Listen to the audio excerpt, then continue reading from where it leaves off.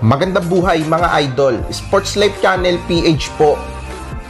Coach Tim Cone, may babala sa Jordan. Pero bago yan, huwag niyong kalimutang mag-like at mag-subscribe sa ating channel. O ayan mga bossing ko, ilang oras na nga lang po, magsisimula na ang pinaka-inaabangang rematch ng Gilas Pilipinas at ng koponan ng Jordan para nga yan sa gintong medalya ng 2023 Asian Games. Bagamat nakauna ang bansang Jordan noong unang paghaharap sa preliminary round, kumpiyansa ang maraming mga Pilipino fans na makakabawi ang Gilas para nga masungkit ang gintong medalya ng Asian Games.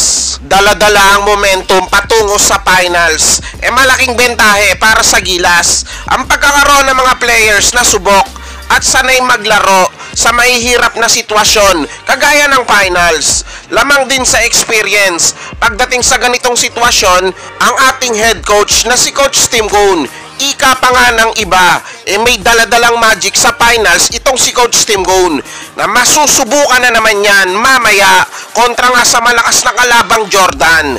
Noong natalo ang Gilas sa bansang Jordan noong preliminary round, ayon kay Coach Tim Cone, kung sakasakali na muling magkocross ang landas ng Gilas at ng bansang Jordan sa Asian Games, kaya na nating talunin ito at mangyayari na nga yan mamaya. Aabangan na lang natin kung makakabawi na nga ba itong Gilas sa Jordan.